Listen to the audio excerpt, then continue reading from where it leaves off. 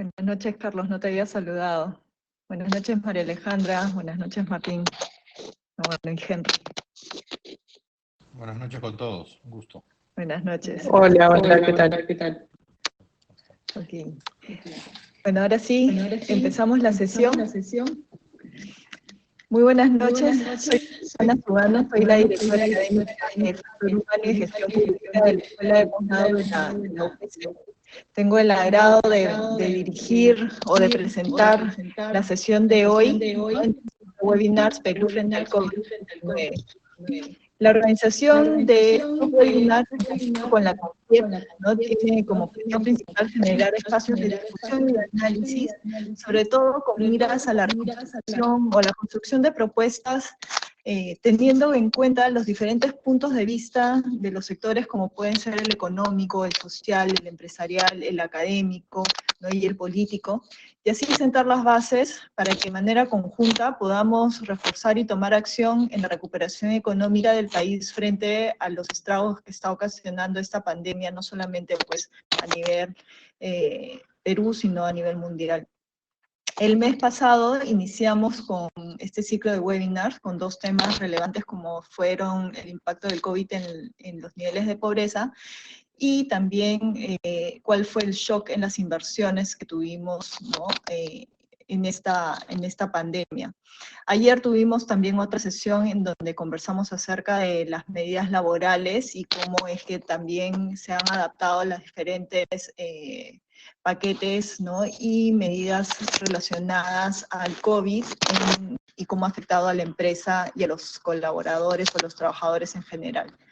El tema que hoy nos reúne es qué hemos aprendido, una mirada a las primeras 5 semanas post-cuarentena, ¿no? Casi un poco más de 140 días después de que iniciamos, ¿no? El confinamiento de nuestros hogares. Para ello, ¿no? Tenemos de verdad invitados de lujo y quisiera empezar presentándolos, ¿no? En primer lugar, quiero presentar a Henry Rafael, quien va a ser nuestro moderador. Henry es docente de la maestría de Gestión Pública en la Escuela de Posgrado. Henry también es comunicador social, tiene una maestría en Asuntos Públicos y Relaciones Internacionales por la Escuela de Políticas Públicas de la Universidad de Massachusetts en Boston. Es consultor político y experto internacional en comunicación estratégica, y así asesora a diversas instituciones y personalidades tanto del mundo político como privado. Actualmente también es presidente del Instituto de Comunicación Política y Gobierno. Bienvenido, Henry. A continuación voy a presentar a nuestros invitados panelistas de hoy. En primer lugar tenemos a Carlos Anderson. Carlos Anderson es también docente de la Escuela de Posgrado de la UPC, es economista de la Universidad del Pacífico, cuenta con un máster en Economía en la Universidad de Londres, estudios doctorales en Historia Económica en la London School of Economics, y también tiene estudios de políticas macroeconómicas en la Universidad de Harvard. Carlos trabajó como economista jefe para América Latina en el banco SBC Warburg en Nueva York, como Senior Vice President de Fusiones y Adquisiciones en el banco Lehman Brothers en Londres, y también ha sido Managing Director del banco ABN AMRO, ¿no? En donde ha tenido estos cargos de alta dirección en entidades financieras. Asimismo, ha sido presidente del Consejo Directivo del Consejo Nacional de Planteamiento Estratégico, CEPLAN. Actualmente es gerente general de Europa Partners, con base en Lima, y presidente del Instituto del Futuro. Bienvenido, Carlos. A continuación tenemos a María Alejandra Campos. María Alejandra es politóloga de la Universidad Católica, ha sido directora de proyectos de investigación social en Ipsos, Perú, ¿no? Y también ha sido editora adjunta de política en el diario El Comercio y encargada de la unidad de análisis político. Actualmente se desempeña como columnista del diario El Comercio, función que tiene desde el 2017. Bienvenida, María Alejandra. También está con nosotros Martín Ripple. Martín es periodista y escritor, es máster en políticas latinoamericana de la University College London, y cuentan con estudios de democracia y desarrollo de América Latina realizados en London School of Economics. Durante los últimos 15 años ha cubierto conflictos políticos y sociales a lo largo de América Latina, Europa y Medio Oriente, y ha publicado en televisión, radio y diversos medios en colaboración también con el BBC Mundo en Perú. Bienvenido, Martín. Finalmente, Natalia Amprimo es abogado por la Universidad de Lima, es especialista en Derecho Constitucional, así como en Derecho Procesal y Solución de Controversias, con más de 30 años de experiencia en procesos judiciales arbitrales en casi todas las áreas de derecho. Fue congresista de la República en el periodo 2001-2006, habiéndose desempeñado como primer vicepresidente del Congreso, presidente de la Comisión de Constitución, Reglamento y Acusaciones Constitucionales, presidente de la Comisión de Transporte, Comunicaciones, Vivienda y Construcción, y vicepresidente de la Comisión de Ética. Asimismo, ha integrado la Comisión del Estudio de Anteproyecto de Ley de Reforma del Código Civil y la Constitución de Reforma del Código Procesal Constitucional. Natalia es socio fundador de Amprimo, Fleury, Barbosa y Rodríguez, Abogados Sociedad Civil, ¿no? Y anteriormente también ha sido socio de Blume y Amprimo Abogados. ¿No? Con ustedes, ¿no? Gracias, Natalia, también por estar con nosotros, ¿no? De verdad, un placer contar con personajes, ¿no? Y personalidades tan importantes que siempre están al día en estos temas que nos preocupan a nosotros como ciudadanos, y quisiera ceder la palabra a Henry para que dirija nuestra sesión de hoy. Muchas gracias, Susana. Muchas gracias a todos los que nos están acompañando también ahora en este webinar, y especialmente a nuestros invitados. Quiero además empezar no solamente agradeciendo tanto a la UPC como a la CONFIE por este evento, sino a esta suerte de gracia del destino, ¿no? Tenemos un debate que creo que va a ser súper rico sobre qué hemos aprendido de la cuarentena en medio de probablemente una crisis política no vista por muchos o no esperada, y que creo que nos va a llevar al diálogo bastante fructífero para los objetivos propiamente de este panel. Así que antes de empezar a dialogar con Martín, con Mariale, con Natale y con Carles, explicarles un poco cuál va a ser la dinámica. En la primera media hora vamos a conversar con nuestros panelistas, voy a hacerles unas preguntas, voy a pedir primero que intervengan un par de ellos en una idea muy básica, digamos, a partir de la pregunta, y pueden, por supuesto, participar los otros panelistas. Solamente les voy a pedir a Natale, a Mariale, a Carlos y a Martín que si en algún momento ellos quieren intervenir, levanten la mano, me hagan la señal de la mano para poder darles el audio, de manera que no se nos cruce mucho el tema de los audios y podamos tener un panel súper, digamos, dialogante, pero que no haya distorsión del audio. Y en la segunda parte vamos a responder, por supuesto, preguntas de ustedes, que Melissa y Susana, que están trabajando con nosotros en la UPC, nos van a alcanzar para que, si es que no logramos responder a todas las preguntas, podamos responder algunas. Y finalmente vamos a hacer un cierre con cada uno de ellos con una pregunta que espero poder hacerlas al final del evento. Así que nada, sin más preámbulo, creo que podemos empezar. Y la primera pregunta que quiero dirigírsela, principalmente quiero empezar con Natalia y con María Alejandra, es, a ver, tenemos una pandemia que nos trajo una crisis sanitaria, que posteriormente trajo a la par una crisis económica, la misma que ha devenido en una crisis social, pero que hoy tenemos una crisis política. Un gabinete que no duró, creo que más allá de 2 semanas, un gobierno de salida con discursos que por un lado se le llama confrontadores, por otro lado lo llama más bien un discurso de Estado, mientras por el lado del Congreso tenemos otros discursos confrontadores. ¿Qué aprendimos probablemente la pregunta es, ¿qué aún no aprendimos de la pospandemia, perdón, de la poscuarentena en plena pandemia en el ámbito político? Entonces, yo quiero hacerles primero esta pregunta a María Alejandra y a Natale, y a partir de lo que ellos conversen, voy a pedirles, por supuesto, a los demás, a Carlos y a Martín, que me levanten la mano para yo poder darle la palabra y generar este diálogo. Quiero quizás empezar con María Alejandra, ¿te parece? ¿Quieres ya hacer el jump, como se dice, dar el play de honor al diálogo? Sí, dale. A ver, creo que lo primero que nos ha enseñado la pandemia es darnos una cuota de realidad, ¿no?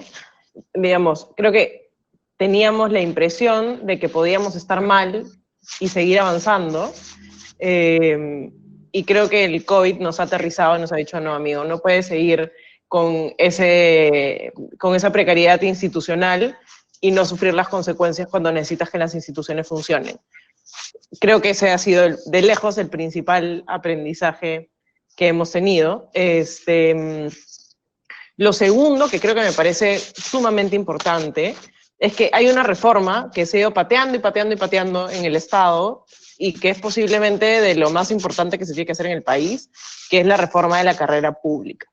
Porque si una cosa ha demostrado la pandemia es que más allá de tener un gobierno que ha tenido muy pocas capacidades de gestión, tenemos un aparato público que no avanza.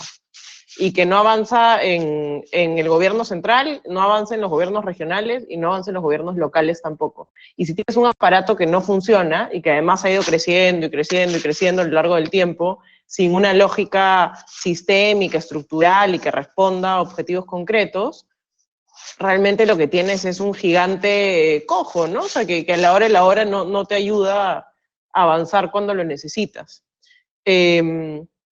Y lo otro, agarrándome de la coyuntura, que creo que hemos aprendido, es que hay un problema de diseño institucional en el balance de poderes de nuestro país. O sea, la relación,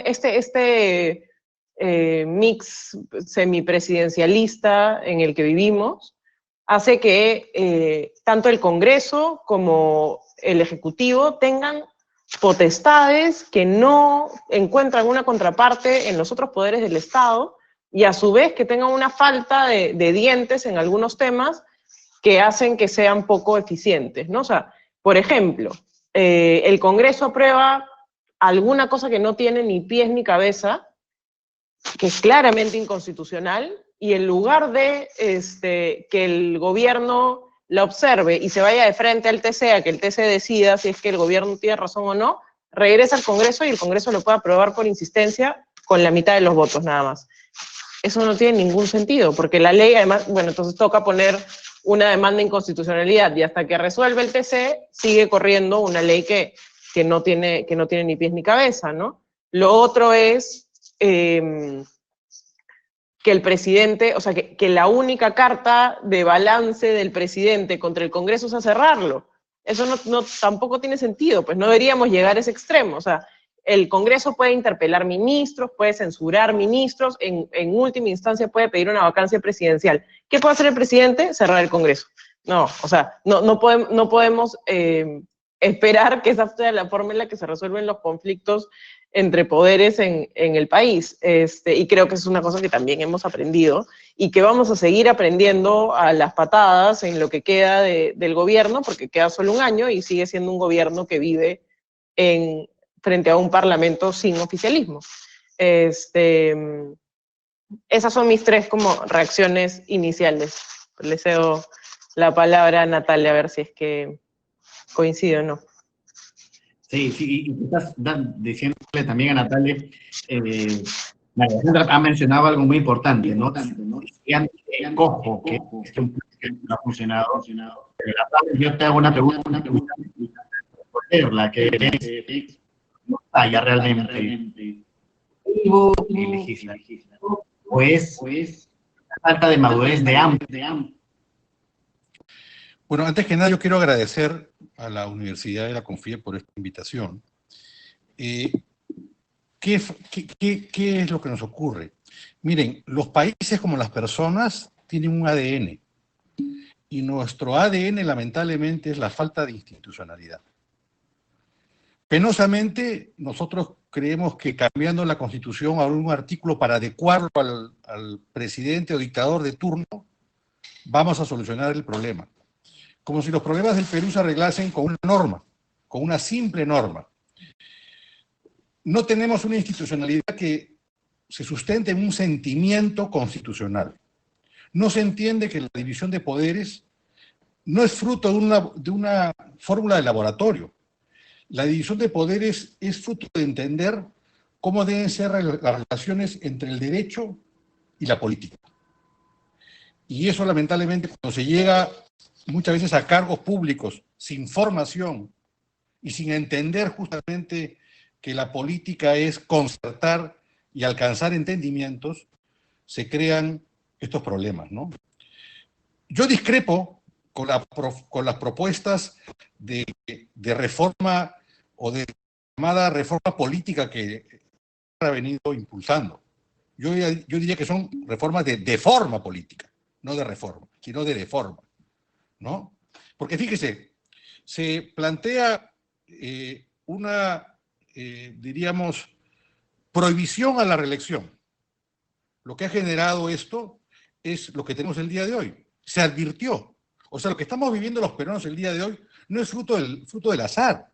Esto es fruto de la irresponsabilidad de quienes han estado impulsando esto que ha pasado con el cierre del Parlamento y con elecciones que se sabía que iban a venir con un Parlamento novato, con un Parlamento sin experiencia, con un Parlamento que tenía ganas de simplemente ser populista. Esto se advirtió, en primer lugar. En segundo lugar, no es verdad que el presidente no tenga fórmulas. Claro que tiene fórmulas, porque si fuera cierto lo que María Alejandra nos dice, entonces la fórmula del cierre del Parlamento sería moneda corriente en el Perú. Y lo cierto que no es moneda corriente en el Perú. Es la primera vez que ocurre en más de 20 años, casi 30 años de funcionamiento de la Carta del 93. Entonces no es verdad eso. Lo que ha ocurrido es que tú tienes un presidente que no sabe dialogar, que no quiere dialogar. Has tenido también un Congreso que no ha querido en su momento también prestar puentes para buscar un entendimiento. Pero una reforma política en la cual, en primer lugar, lo que se plantea es que tengas cada 5 años congresistas nuevos, o sea, calichines que no tienen experiencia. ¿Cómo entender una reforma política que sobre la base de la lucha contra la corrupción lo que se plantea es que para que un ministro se le pueda levantar el fuero y pueda ser acusado, se requieren 2/3 de la Cámara, lo cual hace pues imposible?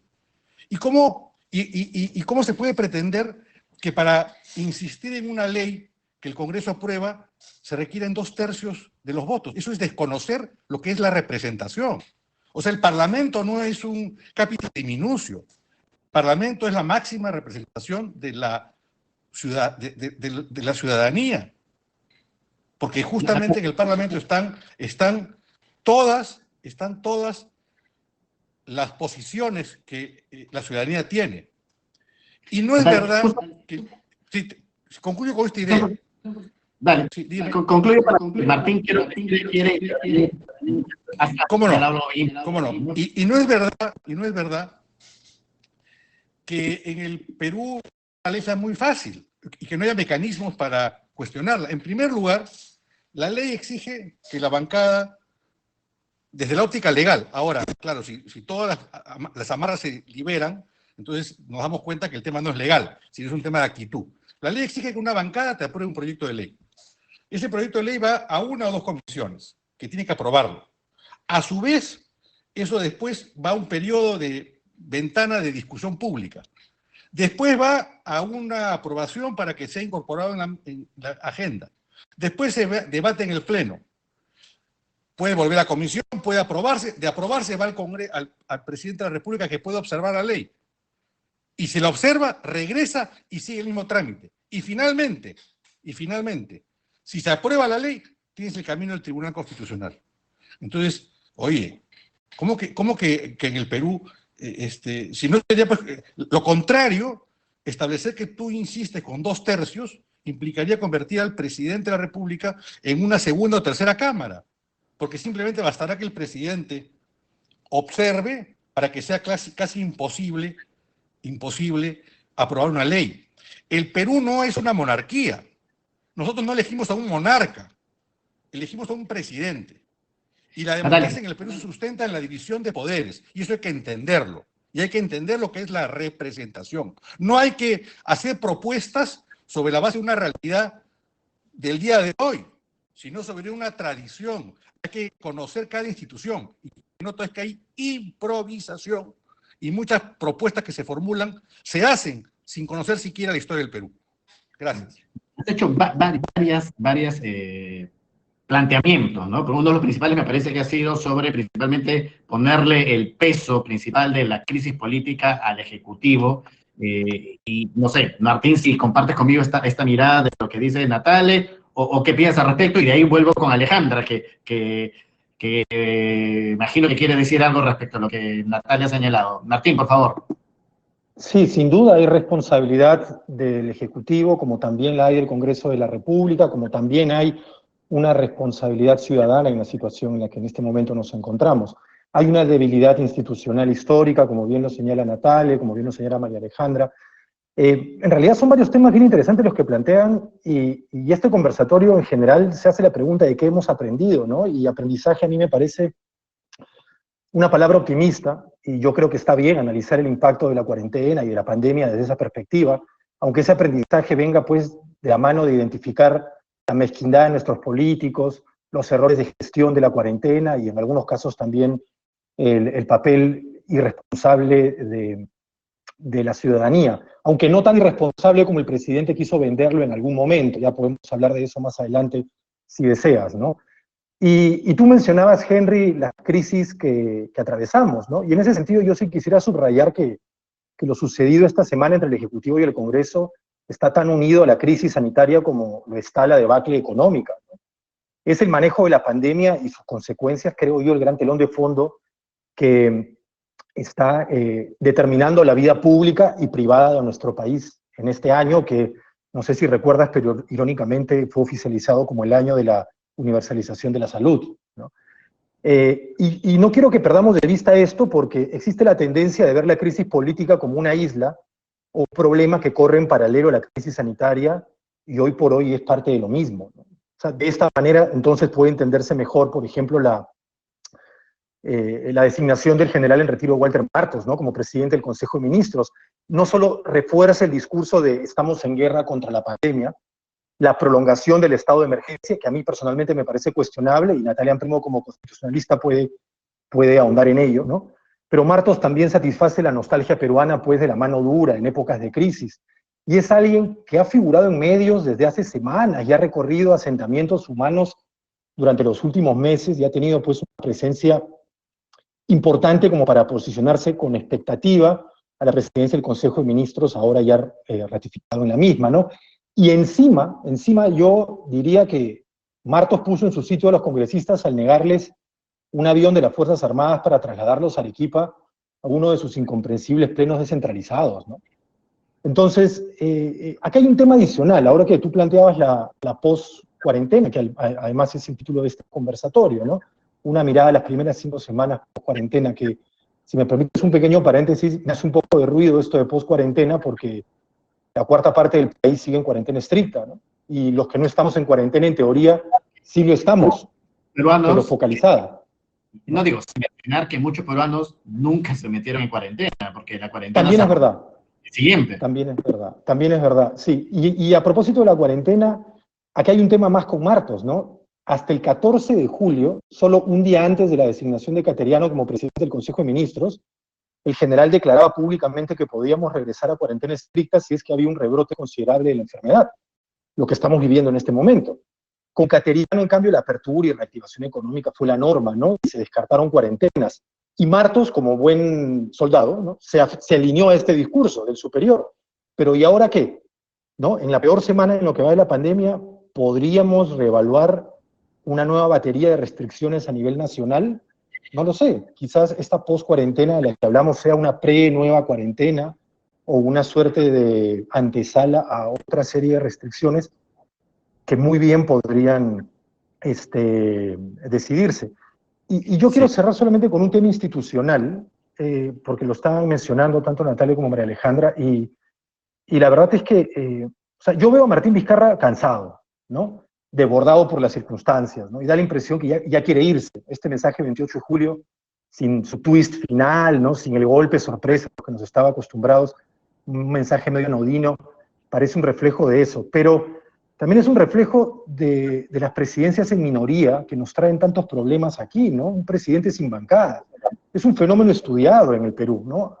Y hasta con un nuevo Congreso y en la cresta de su popularidad, el presidente de la República no pudo formar ni siquiera una mini bancadita que lo apoyara, ¿no? Entonces, se ve a Vizcarra huérfano de apoyo en este momento, más allá de la popularidad que tiene con la ciudadanía, y es una popularidad desgastada por el manejo de la pandemia, por exponerse diariamente a conferencias de prensa, cuando ya diariamente también se veían colas y la desesperación de la gente que no se podía atender.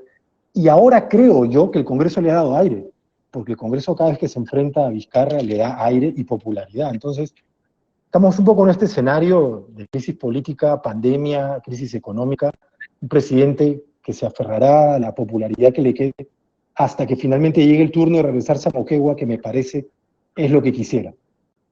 Sí, antes de pasar a María Alejandra, yo personalmente no tengo la certeza que esta vez la popularidad, la popularidad en términos de comunicación y marketing políticos van de mano de emocionalidad.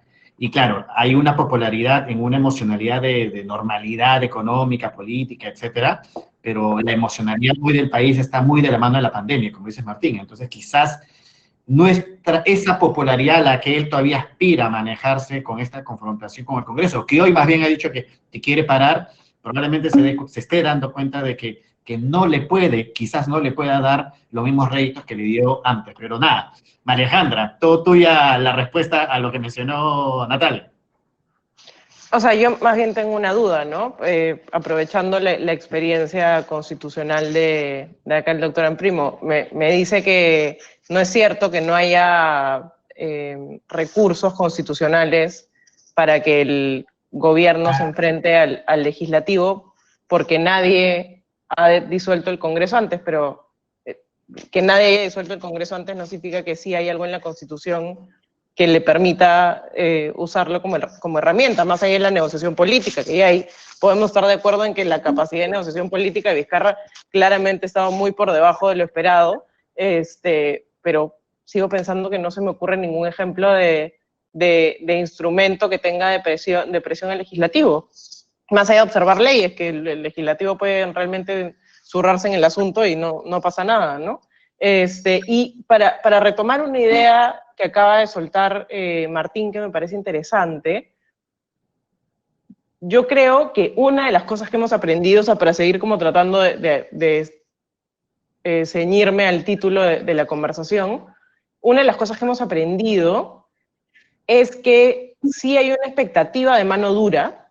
O sea, cuando los militares recién salieron a la calle y cuando a la gente la metían a la comisaría por salir a pasear el perro a la esquina, creo que había esta sensación de, ok, sí tenemos que hacer caso, ¿no? Y creo que los primeros 15 días, sobre todo, la gente se quedó en su casa, la gran mayoría de peruanos al menos.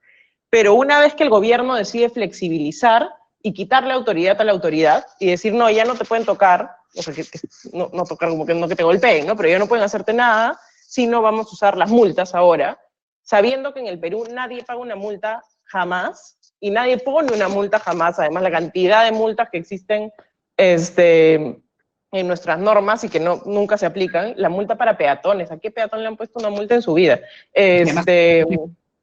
Recuerda la salida de hombres y mujeres por un lado, o sea, muchos cambios de decisión en esa línea.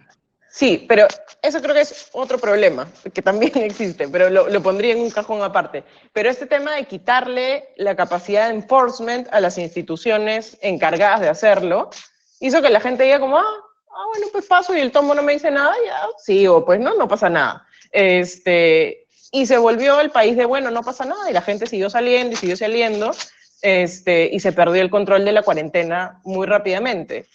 Poner a Martos de premier creo que da la señal de, bueno, no funcionó por las buenas, con Cateriano va por las malas, con un militar que sí tenga mano dura, pero creo que si esa mano dura no se traslada en reglas de juego claras y eficientes, pierde sentido, ¿no? Y pierde fuerza, justamente. Ujú. Perfecto. Voy a pasar con Natale para que responda a la pregunta que has hecho, Mariale, y al final le voy a dar el cierre de, de esta primera ronda a Carlos Anderson para que nos dé su insight sobre lo que considera sobre esta pregunta, sobre qué hemos aprendido o quizás aún no hemos aprendido a nivel político de la post-cuarentena. Natale, por favor.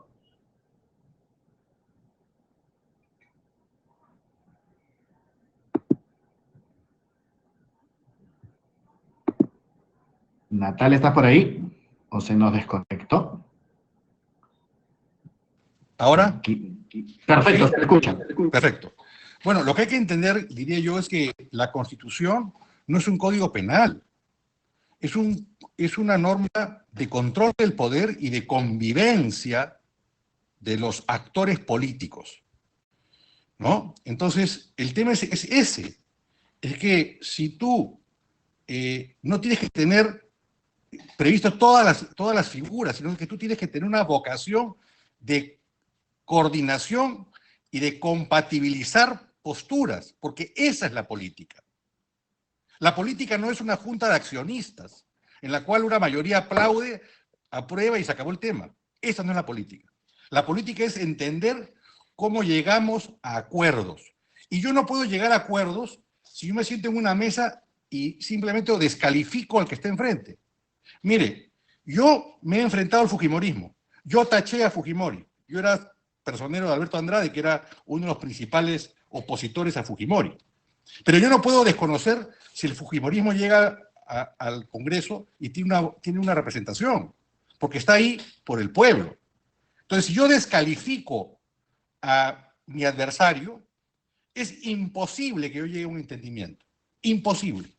Entonces, en primer lugar, se tiene que partir por reconocer al adversario, al rival, políticamente hablando, y admitirlo para poder conversar y llegar a entendimientos. El gran problema del Perú ha sido el problema de los caudillismos. El Perú se independiza de España, pero finalmente le entrega poderes absolutos y plenipotenciarios y perpetuos a Bolívar. O sea, ¿de qué independencia estamos hablando? Y después los militares se quedan, los caudillos, por más de 50 años, hasta que tenemos un presidente civil que fue Pardo por un solo periodo. Y después volvieron los militares con motivo de la guerra con Chile. Entonces, la historia del Perú es esa. Y tenemos en ese ADN ese aplauso al caudillo y no a la institución, no al respeto a las reglas. Entonces, acá no se trata de darle más poderes a quien ya tiene excesivos poderes. Se trata de construir institucionalidad. Y aquí lo que yo creo es que al gobierno diríamos, la ideología ha vencido a la racionalidad, porque se han dedicado a perseguir en Miraflores a un señor que saca un perro y no controlan los mercados de abastos que están multiplicados de gente y en el cual hay todo tipo de contagio. Se han dedicado a tratar de comprar ellos mismos las vacunas, las pruebas, las mascarillas, las tablets, en vez de aprovechar del sector privado la capacidad de compra que tienen muchas empresas transnacionales instaladas en el Perú y que todo el día comercializan con el mundo entero y que podrían ser utilizadas, pero no trato con la empresa privada, porque hay un problema ideológico. Y ahí hemos perdido posibilidad de comprar mascarillas, tablets, ¿cómo se llama? Pruebas rápidas, pruebas serológicas, todo tipo de pruebas. Como de hecho, Natalia, en Europa, termino con esta idea. Ahora, en Europa, bueno, pero concluyo la idea para no quedarme a medias. En Europa, los gobiernos buscaron a las empresas transnacionales. Dijeron, oiga, disculpe, usted comercializa con China por tantos miles de millones. Sí, al año comercializa todo. Perfecto. ¿Usted nos puede comprar las mascarillas? ¿Cómo no? Acá están las mascarillas. Las tenías en una semana. Eso en el Perú no ha ocurrido. Bueno, ahora voy a empezar un ejemplo económico, pero cerremos esta parte con Carlos Anderson.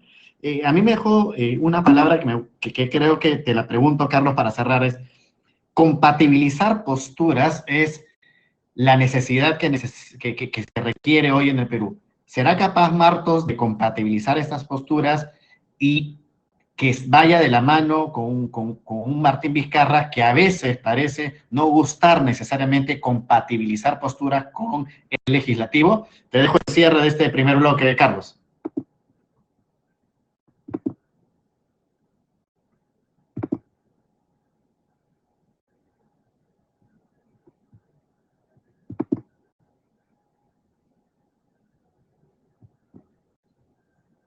Carlos, ¿nos escuchas? ¿Ustedes me escuchan a mí? ¿No? Te escuchamos perfecto, ahora sí. Ya, bueno, perfecto. Yo estaba diciendo que quisiera contestar tu pregunta en el marco más amplio, ¿no?, del cuarto poder. Y no me refiero al programa específicamente Cuarto Poder, me refiero al papel que tiene la prensa, ¿no?, en algo que a mí me parece realmente terriblemente nocivo, ¿no?, que es la distorsión de lo que significa el debate, el fragor político, ¿no?, convirtiéndose realmente digamos, conversaciones de carácter maniqueo, o por lo menos así lo presenta la prensa. O sea, la prensa en general, los medios, no admiten, ¿no?, que haya una discusión, digamos, que haya toma de posiciones, porque si alguien es pues, de izquierda, tendrá su posición de izquierda, si alguien es de derecha, tendrá su posición de derecha, ¿no? Y en el diálogo, etcétera, es que uno debería sacar las cosas, pero hemos asistido, por ejemplo, recientemente, ¿no?, a casi toda una confabulación de grupos de periodistas, ¿no?, que básicamente han tratado de caracterizar, ¿no?, una acción del presidente del Congreso como si fuera, pues, parte de una acción de chantaje, ¿no?, siendo ellos los que interpretan el chantaje, pero poniéndolo como parte, digamos, de toda una confabulación, digamos, para poder torcerle el brazo al señor Caterina, etcétera. Es decir, ese tipo, digamos, de tratamiento que tiene la prensa, distorsionador, creo que le ha hecho muchísimo daño al debate político. O sea, no se puede debatir diferentes, porque la prensa lo que quiere es sangre, quiere extremos, quiere bronca, le encanta realmente eso, ¿no? Entonces, yo creo que es algo que tenemos que tratar de evitar, y qué bueno que haya hoy en día, gracias a la economía digital, la posibilidad, por ejemplo, de tener espacios como este, en el que podemos conversar y la gente podrá conversar y podrás traer diferentes posiciones sin ese velo distorsionador, ¿no?, de cierta prensa que realmente responde más bien a intereses muy, pero muy particulares, ¿no? Entonces, yo allí, por eso cuando me dicen a mí lo de Martos y el presidente, si podrán, etcétera, ese es un poco como, no sé, nosotros como espectadores viendo en el Coliseo Romano, ¿no?, y viendo a cómo al emperador peleando, ¿no? Mira, si como tiene que matar a su general, lo va a matar y el general se va a dejar matar, ¿ok? Esa es la verdad. Así que yo no espero realmente, pues, una confrontación ni de ese tipo entre el general Martos y el presidente, ni de otro tipo tampoco con la oposición. Aquí la verdad es que creo yo que empieza a entenderse que los vicios de la política y los vicios exacerbados, digamos, de la prensa, como reporta esto, está haciendo muchísimo daño al manejo de la pandemia. La gente simplemente se enchufa, ve cualquier otra cosa, porque ya no se siente, si antes no se sentía identificada con este establishment político, con esta forma de hacer política en el país, esto se está haciendo cada vez peor realmente. Sí, yo te agradezco, Carlos, y creo que como cierre de esta primera parte de este diálogo, tenemos la certeza que si hay algo que tenemos que aprender es justamente aprender a dialogar y a mirar con mayor optimismo y dejar ideológicas, políticas o de programa político para poder salir de la crisis, ¿no? Esta palabra de compatibilizar posturas creo que es una palabra que, si bien suena técnica, pero es necesariamente lo que necesita, tanto del Ejecutivo como del Legislativo, pero ojo, también esto involucra a la sociedad civil, también involucra a los medios de comunicación, como lo has mencionado, y también involucra al sector empresarial, a la economía. Y quiero pasar más bien esa pregunta, empezando por ti, Carlos, que eres economista de nuestra casa de estudios, para preguntarte, ¿no? O sea, ¿y qué aprendimos en el sector económico? ¿Qué aprendimos en el sector empresarial? vamos a hacer la misma dinámica, te hago la pregunta a ti, y por favor, Martín, Natale y Mariale, por favor, siéntanse libres de hacer un jam y hacer un poco de diálogo al respecto. Pero, Carlos, la pregunta es clara. ¿Qué aprendimos del manejo económico del país en una situación post-cuarentena? O si fue muy tarde el aprendizaje post-cuarentena, o no hemos aprendido nada en la post-cuarentena a nivel económico, pero también en la mirada empresarial. ¿Qué aprendieron los empresarios? Porque somos un país donde parte por los medios de comunicación y parte por los actores políticos, sociales y empresariales, tenemos polarización. O malditos los empresarios, o los empresarios que están sacando adelante el país. ¿Cómo podemos decir que podemos también llegar a esta palabra llamada compatibilizar posturas en una situación como la que vivimos? Carlos, empiezo contigo. Muchísimas gracias. Bueno, como lo dijo muy bien Natale, ¿no? Por un tema ideológico, no se le ha permitido al sector privado, ¿no? Dar lo mejor de sí en tiempos de pandemia. Otros países que dejaron la ideología a un costado, ¿no? Y fueron al pragmatismo, hicieron, como lo ha señalado también Natale, en el caso de Europa, ¿no? Interactuaron con el sector privado para poder luchar juntos contra la pandemia, ¿no? En Nueva York, por ejemplo, tú te puedes hacer la prueba del COVID en las farmacias, ¿no? O sea, privadas, ¿verdad? Y aquí tú dices, pero ¿y por qué no? Hay empresas en diferentes partes del mundo, ¿no? Que se encargan, por ejemplo, de hacer seguimiento a los que están infectados para ver el tipo de relaciones que tienen, ¿no? Aquí eso no se ha podido hacer en lo absoluto. En materia económica, ¿no? Lo primero que yo te podría decir entonces es que se podría haber hecho mucho y evitado mucho dolor si es que hubiera habido una actitud más abierta de colaboración y de entendimiento con el sector privado. No ha habido eso. ¿Duró mucho la cuarentena? ¿Crees que duró mucho la cuarentena? Pero por supuesto, la cuarentena fue una centena, ¿no? Era necesaria en un principio, pero era necesaria ¿para qué? Para poder prepararnos. A todos los gobiernos utilizaban la cuarentena como un instrumento para poder de inmediato no hacer lo que no hicieron en 20 o 30 años, que es decir, bueno, necesitamos de la noche a la mañana mascarillas, oxígeno, preparémonos, ¿no? Porque se viene una avalancha.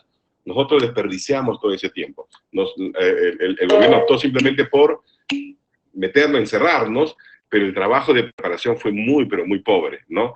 Además también se escucharon voces, pues, que sinceramente son muy lamentables, y se tomaron decisiones como esas de decir, hombre por aquí, mujeres por allá, ya todo el mundo conoce esa parte, ¿verdad? Errores que nadie ha admitido finalmente, y bueno, entonces, ¿qué es lo que hemos aprendido? Primero, que es posible que una economía relativamente exitosa se convierta en una economía desastrosa por acción propia, ¿no? Evidentemente, la crisis del coronavirus está allí, ha afectado a todo el mundo, pero ha afectado de manera desproporcionada a nuestro país. O sea, porque en gran medida mucho ha sido autoimpuesto. Ahora, otra cosa que estaba pensando en algunas frases, digamos, de la sabiduría popular que lo dicen mucho, es que las buenas intenciones están, el infierno está empedrado de buenas intenciones, ¿verdad? Yo no dudo de las buenas intenciones del gobierno, pero la ejecución de muchas de las cosas que se han hecho, ha sido desastrosa. Recién ahora, 4 meses y medio después, nos damos cuenta que existía desde 2015 una ley, por ejemplo, un proyecto para que el Banco de la Nación abriera cuentas para todos los peruanos con tu DNI.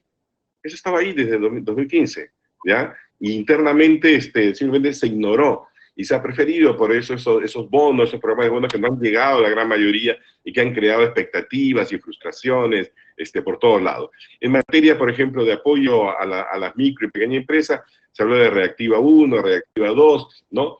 Reactiva 1, muy bien diseñado en el enfoque del porcentaje de reserva, ¿no? Con 100% de garantía, pero que después, pues, cuando se dejan entrar por mal manejo, creo yo, intereses, digamos, ya más particulares de ciertos sectores, en este caso el sector financiero, ¿no? Se abrió la puerta, pues, a lo que ha pasado, que es que, caramba, se puede decir, bueno, a ti sí, a ti no, y el resultado es que no ha llegado tampoco a quien tendría que haber llegado. Carlos, quiero volver contigo, pero una de tus frases que me acabas de mencionar, que es el tema de la situación de la economía y los resultados de esto frente a la sociedad. Pero Martín, a quien le voy a dar la palabra ahora, en algún momento mencionó que también es cierto que hay algunas voces que están señalando que ante esta suerte de liberalización de la economía que ha habido en la necesidad de liberalizar el desarrollo productivo, hay voces que dicen que probablemente tengamos que volver a cuarentena. Martín, ¿cómo ves tú esta difícil relación entre economía y el tema social? ¿O algún otro aspecto que quieras mencionar ahora que me levantas la mano? No, si quieres arrancamos por ahí, Henry. Mira, yo la verdad no sé si la cuarentena debió focalizarse desde el inicio, ¿no? Siento que estoy en mi casa viendo un partido de fútbol y gritándole al entrenador a quién debe de poner y a quién no, ¿no? O sea, es verdad que se supone los especialistas estaban a cargo de tomar las decisiones. Yo, de hecho, al principio abogaba porque se abriera la cuarentena en regiones en las que la presencia del virus era reducida, para no paralizar toda la economía del país. Y esas regiones, en un principio, fueron Pasco, Cajamarca, Huánuco, Puno, y ya estás viendo hoy día. Entonces, lo que sí me queda claro a mí es que en cualquiera de sus formas, una cuarentena prolongada estaba destinada a fracasar porque esta tenía que ir necesariamente de la mano con un sistema de salud que pudiera ir tratando los casos más urgentes y a la par un reparto de bonos que no lanzara a la gente a las calles buscando trabajar de manera desesperada. Y esto Carlos lo ha apuntado muy bien, ¿no? Y la verdad es que recuerdo un spot del gobierno hace algunos años, ¿no? Medio onanista, por usar una palabra delicada, de unos estadounidenses que llegaban a la Costa Verde desesperados como balseros estadounidenses desesperados por disfrutar del boom económico peruano, ¿no? Y nosotros nos regodeamos en nuestro crecimiento, pero la calidad del crecimiento económico que hemos tenido desde hace 18 años ha sido paupérrima, porque ha permitido el florecimiento de centros comerciales en casi todas las provincias del país, pero casi ningún hospital. Y la mayoría de esos pocos hospitales han podido construir, ¿no? Y hay un abandono patente de las regiones. Y es un crecimiento, como también bien lo ha señalado Carlos, en donde la gente no se ha bancarizado, ¿no? Y por tanto es imposible entregar los bonos que el gobierno promete. O sea, en 28 de julio el presidente prometió otro bono, y a mí todavía al correo del canal me llegan mensajes de gente que no ha cobrado el primer bono prometido el 16 de marzo.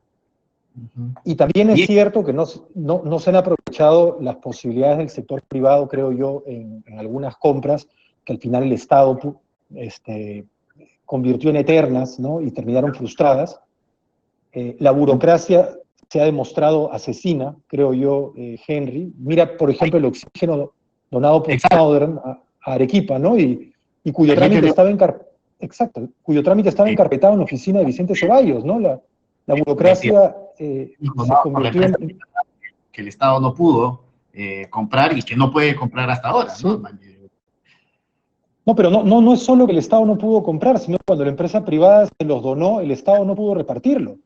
Entonces la burocracia se ha convertido en insalvable hasta en medio de un estado de emergencia y ante una orden directa del presidente de la República.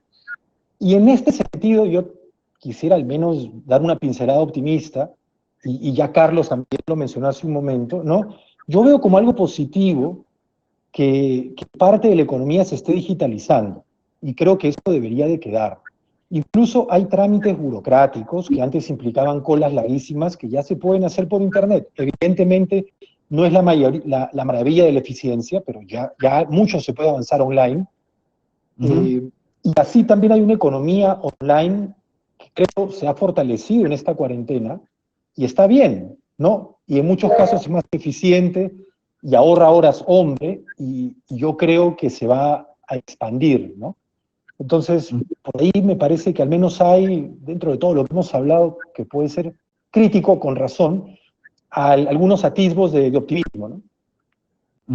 Yo quiero más bien ahora, al inicio de su intervención, Mariale mencionó que este problema que hemos tenido de diversos aprendizajes o no aprendizajes es sobre esta suerte de gigante cojo, ¿no? Refiriéndose un poco a este monstruo de la gestión pública. ¿Crees, Mariale, que efectivamente una cosa ha sido el discurso o probablemente las buenas intenciones del Ministerio de Economía, y lo que ha fallado es la naturaleza propia de este monstruo de la gestión pública que no está preparado para gastar y para ejecutar El caso del Ministerio de la Salud es un ejemplo claro, ¿no? No compra material médico, no implementa hospitales, solamente en el Seguro Social se ven más implementos de medicinas y de implementos de hospitales. ¿Crees que por allí va el asunto? Y otra cosa que preguntan por aquí es si más bien encuentras algo rescatable, que sí hayamos hecho bien. O sea, ahí creo que hay dos aristas, ¿no? Uno es la arista del fracaso de la descentralización, y creo que el MINSA es un buen ejemplo. Claramente el proceso de descentralización ha sido un proceso fallido en el país, donde no ha habido formación de capacidades en los gobiernos regionales y donde hay muy poca capacidad de gasto y de gestión. Entonces, para temas que requerían gasto descentralizado, la verdad es que es lo mismo que pasó con la reconstrucción, ¿no? Ha sido muy mala la gestión. Eso por un lado. Por otro lado, yo creo que hay una confusión de roles entre la PCM y el MEF. O sea, uno esperaría, es raro porque el fraseo de tu pregunta es un fraseo común en las conversaciones, ¿no? El MEF decide, pero el resto no ejecuta. Sí, ya, pero ¿por qué está decidiendo el MEF y no está decidiendo la PCM, que se supone que es el órgano del Ejecutivo que tiene que articular los procesos transversales a los sectores o que requieren coordinación multisectorial? Y ahí creo que claramente el rol de Vicente Ceballos, o la falta de rol de Vicente Ceballos, y la falta de capacidad de articular dentro del mismo gabinete, dejó en evidencia una incapacidad de gestión mayor. Por otro lado, incluso cuando sí se repartía bien la pelota, la verdad es que tenemos capacidades muy limitadas dentro del sector público, ¿no? O sea, tú veías que el ministro decía el presidente decía se hace A, el ministro decía ya se hace A, y después para que se haga A pasaban meses. Lo de los bonos es un ejemplo. Yo creo que al gobierno le hubiese encantado poder repartir los bonos en 2 semanas, se demoró 3 meses, y después sale Vizcarra a anunciar que va a repartir un segundo bono dentro de 3 meses más. Ya ¿para qué? Va a llegar como gratificación de Navidad casi. Tú decías si rescato algo. Yo creo que sí. O sea, rescato, por ejemplo, la labor del Comando COVID. Me parece que Pilar Macetti hizo un buen trabajo y sí logró, en condiciones muy complicadas, ampliar la capacidad del sector salud para recibir pacientes. Me parece que hubo un inmenso error del lado del MINSA de mantener cerrado el nivel primario de atención durante casi toda la cuarentena, pero creo que la labor de Pilar Macetti en el Comando COVID fue positiva. Creo que también fue positiva la reacción del MEF. O sea, si bien no logró frenar digamos, la caída estrepitosa de nuestra economía, sí creo que sacó todas las armas que tenía que sacar, ¿no? La gente le ha criticado mucho al Ministerio de Economía que por qué no le dedicaron más dinero a las MIPES. Sí, bueno, pero con lo de Reactiva Perú, ¿no? Es como, ya, pero Reactiva Perú no estaba orientado a MIPES. El FAE-MIPE estaba orientado a MIPES, y ahí sí se le dio la plata a las MIPES. Creo que ha habido como confusión porque además es una discusión bien técnica, ¿no? Ha habido cierta confusión sobre la labor y los instrumentos utilizados por el MEF, y se ha creído que ha sido su culpa que la economía caiga tanto. Yo creo que es más responsabilidad de otros sectores que no supieron flexibilizar a tiempo las reglas del juego para permitirle al sector privado, digamos, reactivar motores. Gracias, María Alejandra. Y quiero cerrar, y le voy a pedir a Natalia que trate de ser para poder cerrar. Voy a hacer la misma pregunta, Natalia. Natalia, es crítico de manejador, que hay una falta del gobierno de varias maneras. Pero insisto, encuentra positivo en el manejo económico que ha tenido el gobierno, tanto en la cuarentena como en la post-cuarentena. ¿Corto? A ver, mira, Jorge Basadre, en su monumental obra, La Historia de la República, cuando él ingresa a explicar, diríamos, la derrota del Perú en la guerra con Chile, dice que esa guerra desnudó dos cosas en nuestro país. Desnudó que teníamos un Estado empírico y desnudó además que había un abismo social. Yo creo que esta pandemia nos señala que la realidad del Perú en el siglo XXI es igual que la que Basadre describió refiriéndose a finales del siglo XIX. Estado empírico y abismo social. Tenemos un Banco Central de Reserva que podría estar al nivel de un miembro de la OCDE, de la OCDE, pero tenemos servicios sanitarios y condiciones de vivienda que podrían ser peores que algunas ciudades africanas, ¿no? Entonces, la pandemia, ¿qué nos ha demostrado? Nos ha demostrado que no podemos seguir con una economía informal de hasta el 70% del PBI. Esa economía, yo discrepo con la gente que señala que es una manifestación del progreso. El 70% de, diríamos, la informalidad no puede ser una manifestación de progreso ni emprendimiento. Esa es una manifestación, más bien, del abismo social que tenemos los peruanos. Y entonces, ahí es donde tenemos que poner el ojo. Porque fíjate, lo que, más allá de la pandemia, lo que ha quedado demostrado es que el Estado, a punta de normas que inclusive se modificaban vía fe de ratas íntegramente al día siguiente de ser emitidas, revelando la, diríamos, la desorganización del propio gobierno, se ha demostrado, como decía Carlos y como decía Martín Ripple, que el Estado a punta de normas te destroza la economía en 3 meses. Y acabo con un tema político, nada más. Yo pregunto, porque todo el mundo hoy día saluda la designación del general Martos, que a quien yo le deseo el mejor éxito. Pero imaginémonos que el señor Cateriano no hubiera ingresado como primer ministro, sino que hubiera ingresado en esa oportunidad el general Martos. Yo pregunto, ¿cuáles serían las cifras oficiales del gobierno al día de hoy respecto a los muertos y enfermos de COVID? Estoy seguro que el general Martos seguiría defendiendo las cifras que nos estaban engañando a los peruanos. Entonces, aquí lo que no se quiere, perdón, por parte del gobierno, es un PCM independiente que no esté subordinado. Eso es lo que no se quiere. Entonces, se coloca una persona que no va a decir, nunca va a contradecir ni a discrepar con el presidente. Cuando eligieron a Cateriano, que no es mi amigo, dicho ese paso, pero que yo saludé su designación, en Perú 21 me pidió un artículo, y yo dije, y está escrito en blanco y negro, Cateriano va a discrepar y discutir más con Vizcarra que con el Congreso. Y no, creo que no me equivoco, porque no creo que Cateriano no haya, por ejemplo, tocado el tema de los tenistas, de esta gente tan cercana al presidente que logra por arte de birlibirroque colocación en el sector público sin ningún tipo de experiencia y sobre la cual no se da una sola palabra de explicación. Nada. No se escucha. Y otro tema que quisiera abordar, para complementar, que lo tocó muy bien nuestro amigo Anderson, es el rol de los medios de comunicación. Yo creo que en el tema de los medios de comunicación, salvo excepciones, la verdad es que se ha asumido un rol distinto al que corresponde en un sistema democrático, que es el permitir el intercambio de posiciones.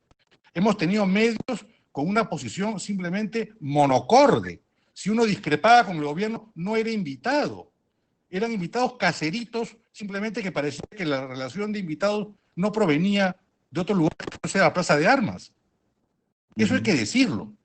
Porque aquellos que hemos defendido la democracia, que creemos en la democracia, que no creemos que el Perú esté sujeto a una suerte de monarquía bambeada, tenemos que decirlo. Tenemos que decirlo.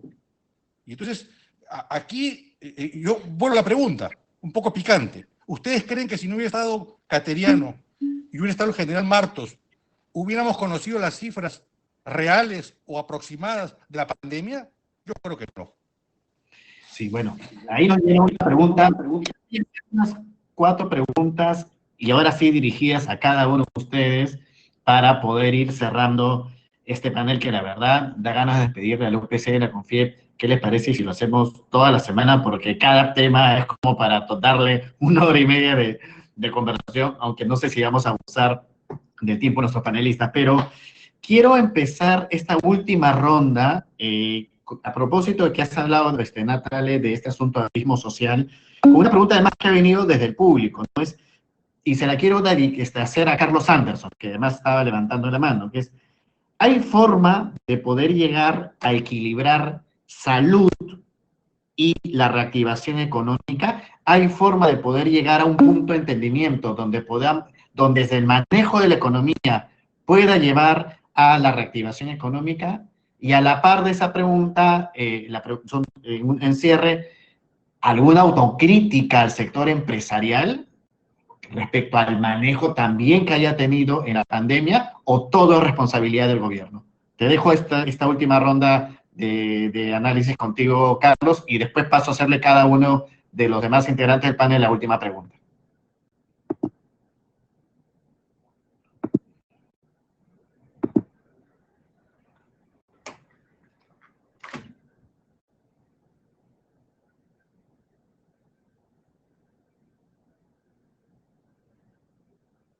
¿Carlos? Bueno, ok, perfecto, ¿me escuchan? Sí. A ver, decía, primero que nada, cuando se trate de hacer una autocrítica, no es una crítica al sector empresarial, porque yo no soy parte de ese sector empresarial, ¿verdad? Segundo, es una falsa elección esta entre salud y economía. Ambas están entrelazadas, tanto en su problema como en su solución. Porque no nos olvidemos que la crisis económica, o sea, una caída como la que tenemos de 13%, 15%, quién sabe a dónde llegue, ¿no? También mata. Y mata porque básicamente echa a la pobreza extrema a muchísima gente que durante los últimos 15, 20 años ha tratado de escapar de ella. Y la pobreza extrema se caracteriza justamente por mayores niveles de desnutrición, desesperación, enfermedades de todo tipo, etc. Entonces, no es simplemente decir, bueno, si tú dices hay que activar, no reactivar, activar un poco la economía, entonces a ti no te interesa la gente. No, hay que activarla también, hay que activarla porque nos interesa a la gente, ¿ya? El problema es un problema casi más o menos semántico. Cuando alguien dice, tenemos que impulsar la minería, como si lo importante fuera la minería. Lo importante no es la minería, lo importante son los recursos que se obtienen a partir de la actividad minera, que pueden ser llevados, digamos, a la mejora de la calidad de vida de las personas, ¿no? Entonces, eso es, digamos, es la naturaleza de su problema. En la naturaleza de su solución, yo vengo abogando desde el inicio mismo de la pandemia, ¿no? Haciendo la reflexión siguiente, de que efectivamente 20, 30 años de crecimiento económico, con obsesión en la tasa de crecimiento del PBI, narcisista realmente, nos hizo obviar que efectivamente no hicimos mucho o hicimos muy poco en materia de salud, en materia de educación. Miren, cuando uno se pone a mirar los indicadores, y yo lo estoy haciendo estos meses, me he dedicado a mirar cada uno de los indicadores, da vergüenza. Da vergüenza que en materia de salud, por ejemplo, apenas le ganemos a Guatemala, que es un país chiquitito realmente en comparación a nosotros, ¿no? Que Ecuador tenga indicadores de saneamiento, de agua potable, infinitamente mejores que los nuestros, ¿no? Entonces, realmente uno se pregunta, ¿y para qué sirvió tanto crecimiento si no impulsó el desarrollo? Pero bueno, ya estamos ahí. Entonces, una forma de salir de la pandemia económica en la que estamos va a ser crear de la noche a la mañana, ¿no?, un verdadero sistema de salud que podamos llamarlo así. Y eso implica una transferencia de recursos que yo he llamado un plan Marshall, ¿no?, brutal, para poder de la noche a la mañana hacerlo. Mira, hay 14 hospitales que se han quedado a medio construir en 7 regiones del país. Una inversión de casi... Carlos, ¿pero crees que debe haber esa unificación de los sistemas de salud y salud? O sea, porque ha sido muy criticado. No estoy diciendo eso. Yo tengo otra idea. Yo tengo otra idea. Sí. Bueno, pero en todo caso, esa unificación, fíjate, se puede dar a través del back office, la parte, digamos, de los sistemas, etc. Hay que utilizar cosas imaginativas. Los bancos que compiten hacen eso, por ejemplo, en otros países del mundo, ¿no? comparten el back office. Aquí lo que se trata es un tema de gestión, si tú quieres, y logístico. Pero en la idea que yo tengo, por ejemplo, sí, voy a caminar rapidito con el tema de salud, ¿no? Es que el Estado Nacional, por ejemplo, puede trasladar esos hospitales, ¿no? Y dárselos al sector privado a través de obras por impuestos, para que sean ellos los que terminen esos hospitales, los equipen, ¿no? Y los gestionen en el más corto plazo posible. No es posible que en medio de la guerra, en medio de la pandemia, tengamos estos activos críticos que están a punto de estar listos, ¿no? Y que simplemente por un tema de burocracia extrema los dejemos dormir. Entonces, la lucha, la salida en esta interfaz entre economía y salud va a venir por ese lado, por una inversión masiva en términos de construir, ¿no?, un sistema de salud que sea la primera línea de defensa contra el COVID-19. Perfecto, gracias Carlos. Voy a pasar con María Alejandra. Hay una pregunta que te han hecho a partir justamente de lo que has estado mencionando, si es que tú crees que las decisiones políticas y económicas en el país deben centralizarse en la PCM. Si esto debe ser así, porque digamos, tu crítica era un poco de qué forma hay esta suerte de decisión del sector economía y más bien no hay ejecución del liderazgo que hay que tener en la PCM. Y otro punto final, porque hemos hablado del tema de salud, pero ¿qué crees que fallamos o hicimos bien en el tema de la educación, que no hemos abordado en este panel? Son dos preguntas muy concretas que a ver si tenemos capacidad de resumen para resolverlas, María Alejandra. O sea, a mí me parece que es como preguntar si es que deben decidir las cosas en una empresa el gerente general o no, ¿no? O sea, la PCM es literalmente la presidencia y el Consejo de Ministros. O sea, no tienen por qué ejecutar ni diseñar al detalle las políticas económicas ni sectoriales del país, pero sí tienen que tener el norte, o sea, para eso les pagan, digamos. Su trabajo es... ¿Sientes que había un divorcio cuando Vicente Ceballos era premier con la ministra de Economía? No siento, había un divorcio. O sea, claramente, era una cosa real. Había como dos gabinetes dentro del mismo gabinete, ¿no? Tenías un ala liberal y un ala mucho más comunista, que no conversaban y que además era una lucha de poder interna con el presidente, ahora quién le hacía caso, y veías un presidente muy errático en sus decisiones, ¿no? Cosa que confundía además al sector empresarial, confundía al mismo Estado, confundía al Congreso, confundía a la ciudadanía. Yo creo que la PCM, su rol es liderar junto con el presidente, o sea, es el brazo del Ejecutivo que lidera el camino. Eso, por un lado, y sobre tu pregunta en educación, o sea, yo creo que hicieron bien el trabajo de montar el parche, que es el programa de educación en casa, pero que no es un programa de los efectos que tiene una educación, o sea, no reemplaza los efectos de una educación presencial, ¿no? O sea, claramente que el niño se siente una hora frente al televisor no reemplaza todo un día de clases. Y creo que no hubo capacidad de reacción para complementar esa estrategia y empezar a ver estrategias que realmente permitan que la educación remota se traduzca en una educación de calidad. Lo de las tablets ha sido desastroso. Y creo que las tablets es un error que se repite, y eso no lo había mencionado y me parece bien importante. O sea, si es que el gobierno sabe que el Estado no tiene capacidad de reaccionar ante una situación tan excepcional como la de una pandemia, creo que lo que debieron hacer desde el inicio fue crear un marco normativo que le permita funcionar en otra línea, como se hizo con los Panamericanos. Los Panamericanos son una cosa imposible de lograr. ¿Quién saca unos Juegos Panamericanos en menos de un año? Creo que terminaron de hacer las obras. ¿Cómo se hizo? Con un marco excepcional, gobierno a gobierno, y contrataciones directas. O sea, si lo que tocaba era que compremos todo lo relacionado al COVID a través de Inglaterra, bueno, pues ya, no importa. Iba a salir caro, íbamos a ahorrarnos un montón de plata a largo plazo, íbamos a tener un impacto económico mucho menos brutal del que hemos tenido, y nos íbamos a salvar un montón de vidas, posiblemente sí, porque entre que nos demoramos en repartir los bonos, en comprar las camas, en comprar el oxígeno, en comprar las mascarillas, se nos fue la vida, literalmente. Y ahí tenemos a un MINSA que no compra todavía, no construye ni un hospital, y vamos 4 meses sin sin poder salir de esta crisis sanitaria, ¿no? Gracias, María Alejandra, por esta última intervención. Quiero hacerle ahora una pregunta a Natalia Primo. Ha sido siempre crítico sobre el Ejecutivo, pero ciertamente hemos tenido una crisis también en el Congreso. Natalia ha señalado que varias de las decisiones que el Congreso ha tomado también han sido de y hasta incluso no han seguido la propia legislación. Tú como constitucionalista, quiero tratar de entender que así como estamos mirando la crítica sincera, ¿cómo podemos hacer? Y hemos hecho también medios de comunicación, lo voy a consultar a Martín, ¿en qué fallaron los abogados? ¿No sientes que también hay o por parte de la opinión pública de que de qué de color tiene para poder hacer caso, ¿no?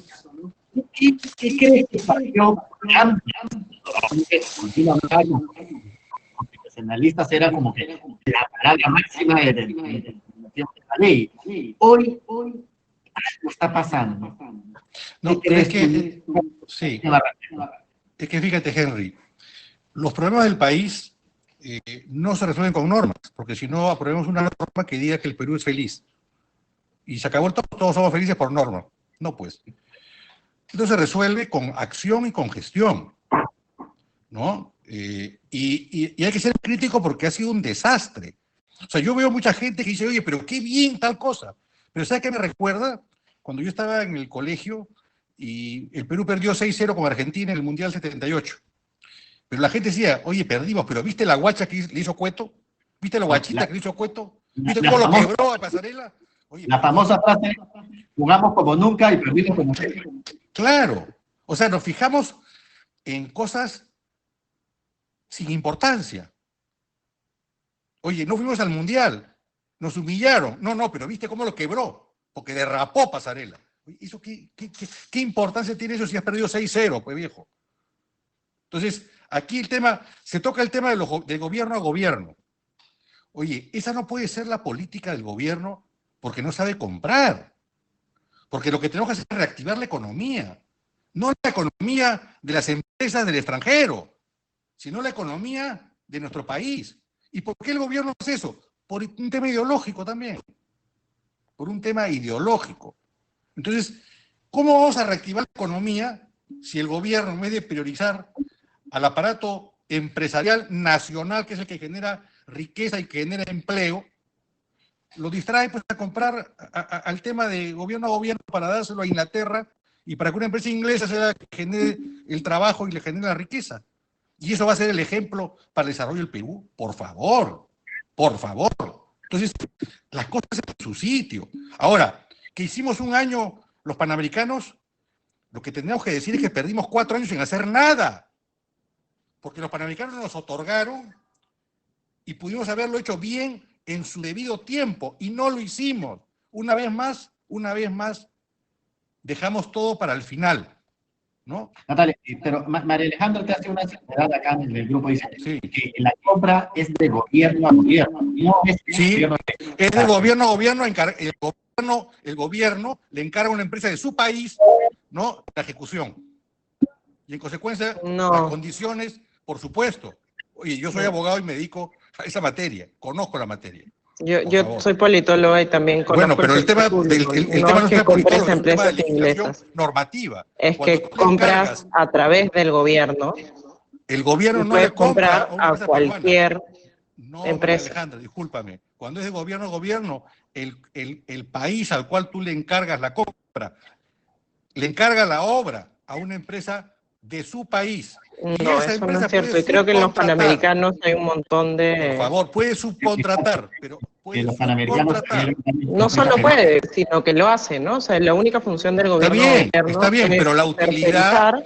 para poder saltarte la ley de contrataciones del Estado. Pero perdón, es que eso no puede ser la regla, pues la regla es que se tiene que aplicar la ley. No, pero una pandemia no es la regla tampoco, ¿no? No, pero es que pero perdón. Nos tomamos el tiempo de reformar entonces la ley de contrataciones.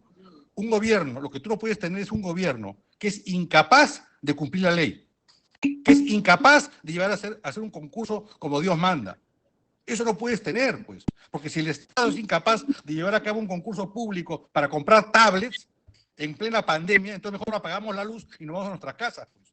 Lo que Pero yo ese es creo que la el población, problema, ¿no? y yo me siento así, yo, si me permites terminar, después yo te contesto lo que tú quieras, pero si me interrumpes, me quitas la idea. Mira, lo que no puede ocurrir es lo siguiente. Yo creo que los ciudadanos nos sentimos hoy día en el Perú solos, huérfanos, porque el Estado está ausente. Aquí se ha tomado la fácil medida, claro, ¿de qué? De aparentar las cosas, de encontrar enemigos. Oye, política educativa buena a nivel virtual.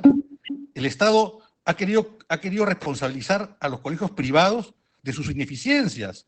Nadie ha averiguado si en esas clases sociales hay computadoras, televisores, servicio de internet. Nadie. Y se le impone una serie de condicionamientos que son imposibles de cumplir o de verificar. Entonces, ¿qué educación estamos siguiendo? Estamos haciendo la finta.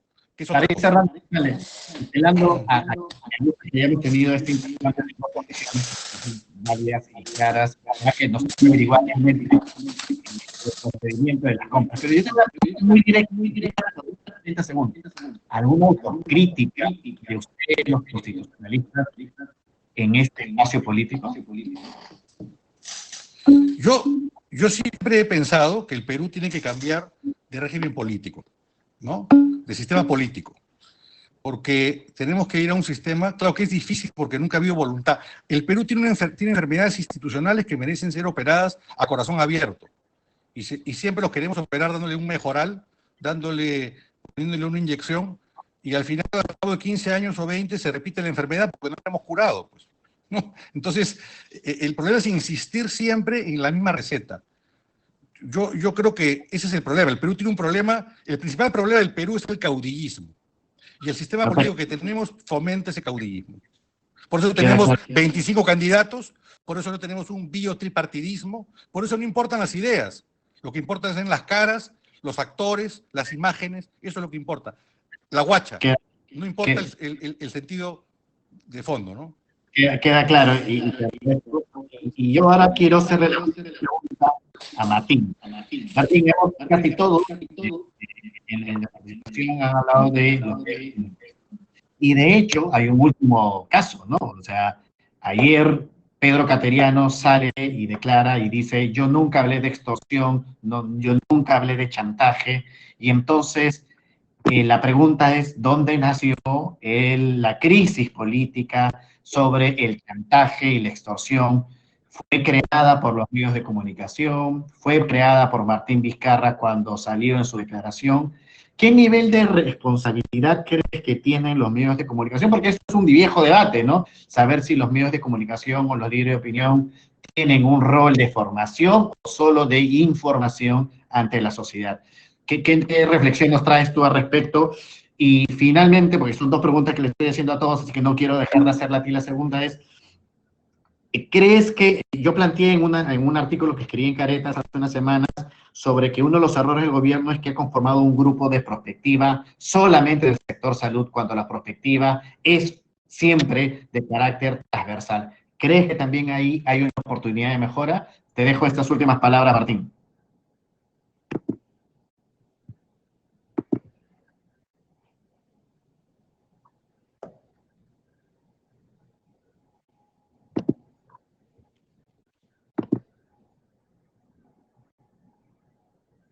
Martín, ¿se desconectó? No, estoy aquí. ¿Me escuchas ahora? Perfecto. Sí, perdón. A ver, bueno, y a manera un poco de conclusión, ¿no? Yo, por supuesto, estoy convencido que desde los medios de comunicación también tenemos que admitir algunas culpas. En general creo que debemos mirarnos todos al espejo de esta crisis y encontrar en ese reflejo aquello que pudimos haber hecho mejor. Y los medios de comunicación tenemos algunas cosas que corregir. Ya se sabe históricamente que los medios de comunicación muchas veces promueven los enfrentamientos en la política, ¿no? El enfrentamiento, la sangre vende y te genera buenos titulares, una frase con pegada. Y creo que eso, una situación como esta, ha abonado un clima de extrema polarización. Yo sí creo, como tú dices, que los medios tenemos una responsabilidad informativa, pero también formativa, eso sin duda. Nosotros evidentemente no somos cajas de resonancia del gobierno, tenemos que poner el ojo crítico sobre las decisiones que se toman, y en algunos momentos creo que fuimos laxos en ese sentido. Voy a hablar siempre en primera persona.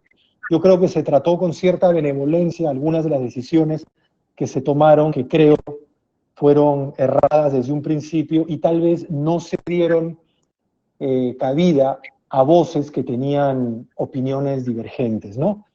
Pero estas son tendencias que aparecen y desaparecen en los medios de comunicación. Nadie es infalible y tampoco nadie, creo yo, ha estado preparado, quizás tampoco las líneas editoriales, para enfrentar una situación de crisis, de pandemia y de urgencia sanitaria y económica como la que estamos enfrentando. Ojo que no creo en malas intenciones, al contrario, creo, como alguna vez en esta conversación mencionamos, ha habido también buenas intenciones que lamentablemente no tuvieron los mejores resultados. En cuanto a lo que mencionabas, que te escuché con cierta reverberación, no acabé de entender muy bien, pero creo que el episodio de ayer de Cateriano y el FREPAP, mira, en el marco de lo que te estoy diciendo, efectivamente se atizó, creo yo,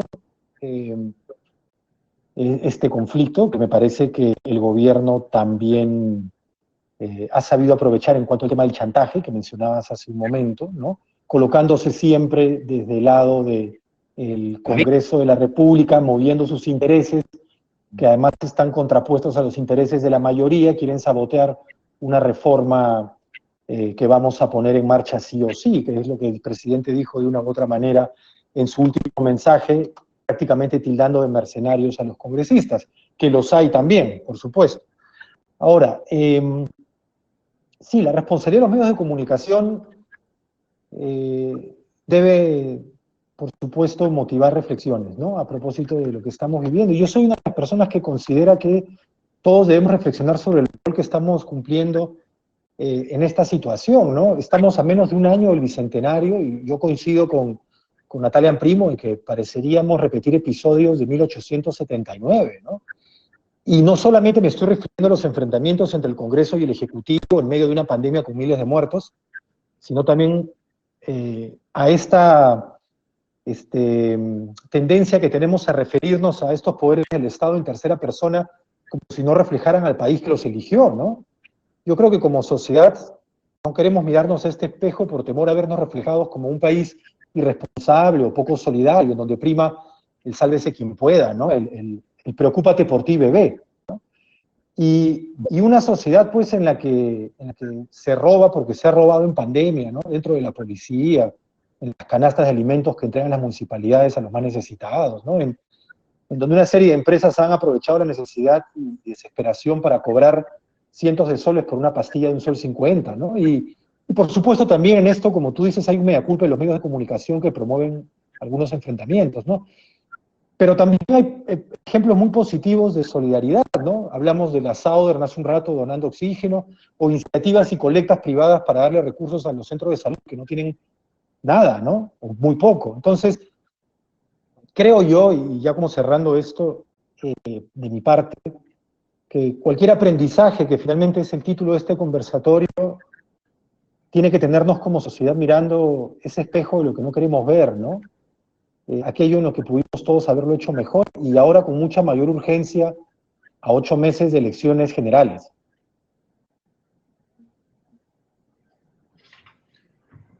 Perfecto, Martín. Yo te agradezco mucho tu última intervención. En general, les agradezco a todos sus intervenciones.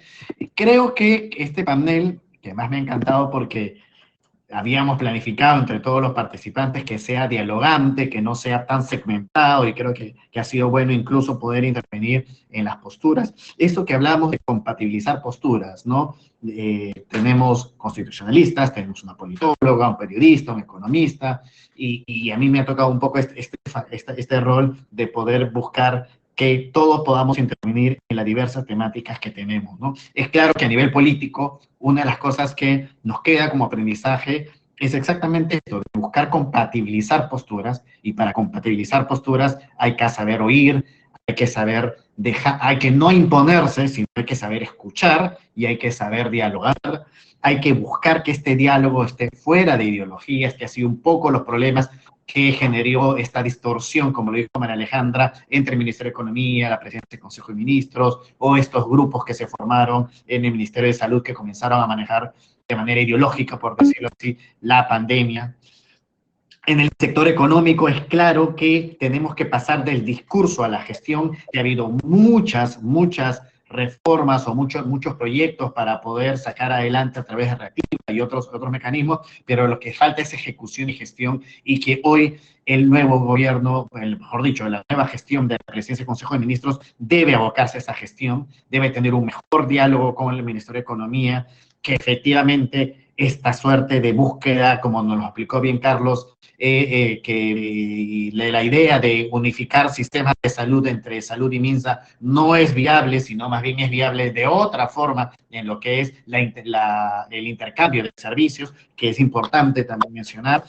Importante el trabajo del sector privado, lo que tiene que aprender el sector privado respecto a su comportamiento frente al Ejecutivo, y lo que el Ejecutivo tiene que hacer, y como ya lo había mencionado también Pedro Castellano en su momento, y que creo que el gobierno lo va a seguir haciendo, que es darle más apertura al sector económico, al sector empresarial, para que este sector empresarial pueda salir adelante y pueda ayudar al país a salir adelante. Entonces, esos temas creo que vamos aprendiendo. Voy cerrando con lo que dijo al final Martín, en la autocrítica necesaria que también tenemos que hacernos los medios de comunicación, los analistas. Yo siempre digo que los analistas es importante que hablemos como nuestra opinión, porque a veces nos atribuimos la opinión de la gente, ¿no? Y decimos, la gente quiere, y claro, y cada uno representa a la gente, y nosotros básicamente representamos nuestra opinión, y creo que esta mesa nos ha ayudado a representar.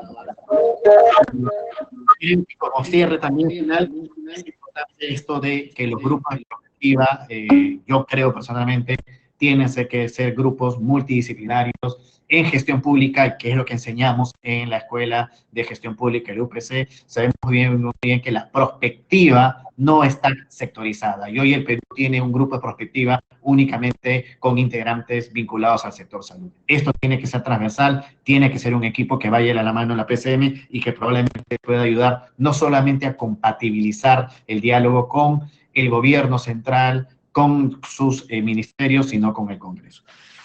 Yo nada más que agradecerle a Susana, la directora de Gestión Pública de la UPC, a Melissa, que es nuestra coordinadora, que ha estado atrás trabajando con nosotros, a María Isabel León, la presidenta de CONFIEP, que es la que ha hecho también posible este evento, y por supuesto a Carlos, a Natale, a Mariale, que acaba de salir porque ya tenía una reunión pendiente, y por supuesto a Martín. Pues agradecerles a todos ustedes, a todos los que nos han acompañado. Muchas gracias. Muchas gracias, Henry. Sí, muchas gracias Henry, muchas gracias por haber acompañado este debate que, como bien mencionaste, podemos quedarnos mucho más horas, pero sí mensajes claves como el tema de reconocer errores, seguir dialogando, reconocer a los diferentes actores y convivir con ellos, ¿no? Y generalmente generar la acción y la gestión hacia objetivos claros. Solamente agradecer nuevamente a nuestros panelistas y expositores, y en nombre de la CONFIEP y de la Escuela de Posgrado de la UPC, ¿no? Por compartir con nosotros y la participación con sus valiosos comentarios, y estaremos coordinando para poder tener encuentros similares donde libremente podamos discutir sobre esto juntos, esperando esa reactivación que necesitamos pronto. Muchas gracias.